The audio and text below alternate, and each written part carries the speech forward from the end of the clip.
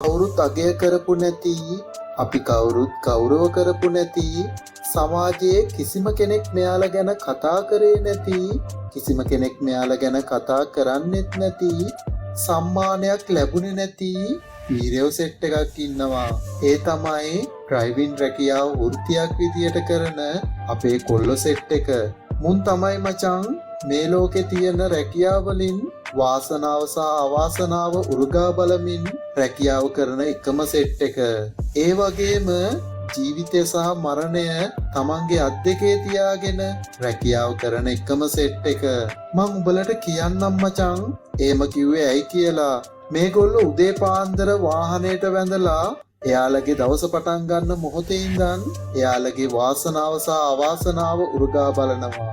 ඒගොල්ලොන්ගේ ගෙදර අයට ගිහින් එන්නම් කිව්වට මෙයාලට කවදාවත් විශ්වාසයක් තිබුණේ නෑ එන්නම් කියන වචනේ ගැන නම්.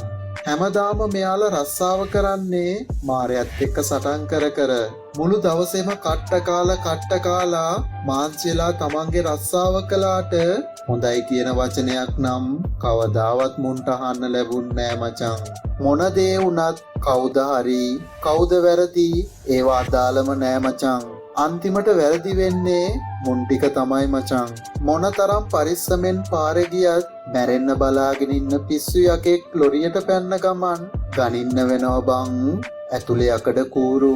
මුන් කවදාවත් බං මිනිස්සෙක් හිතාමතා නම් අප්පගෙන යන්නේ නෑ මචං. අනතුරක් වෙච්ච ගමන් මනුස්සකමට මුන් වාහනේ නතර කරාම කොහොමද බං උඹලා උන්ට සැලකුවේ?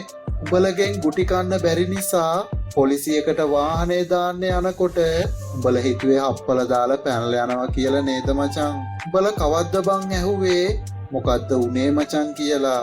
කවුරු හරි වුණත් කවුරු වැරදි වුණත් උඹලා කරේ ඇඟපතේ හිරි ඇරෙන්න ගහපු එක නේද මචං? ඉතින් මචං අපි උඹලා කවුරුත් හිතන තරම් මේ රස්සාව ලේසි එකක් නම් නෙමේ මචං. මෙයාලගේ ගමන පටන් ගත්තු තැන ඉඳන් පාරේ මග රැකගෙන ඉන්න පොලිසියෙන් බේරිලා පටන් ගත්තු ගමන අවසන් කරන්න මුන් ටික මාර ගේමක් ගහන්නේ බං. ඇඟට දැනෙන මහන්සිය නිසා මොලේ නිදාගනින් කිව්වට හදවත කියන්නෙම මූණේ වතුර ටිකක් ගාගෙන ගමන ඉවර කරපන් කියලා. මුන්ට කන්න වෙලාවක් නෑ මචං. මුන්ට නිදේ ගන්න වෙලාවක් නෑ මචං. ගොඩක් දුරට මුන් නිදිය ගත්තේ වැඩ කරන වාහනේ ඇතුළෙම කුලි වෙලා. සමහර දවසට කටට රහට කෑම එකක් කන්න මුන්ට කඩයක්වත් හොයාගන්න නෑ මචං. ලොරිය ඇතුලේ තියෙන හට්ටි මුට්ටි ටික අරගෙන කෑම එකක් උයාගෙන කන අවස්ථා ඕන තරම් තියෙනවා මචං. හැබැයි ඒකත් එච්චර ආතල්ලයක් නෑ මචං. එක දූවිලි පාරක් ආවොත් වැලිත් එක්ක තමයි උන්ට කන්න උනේ මචං.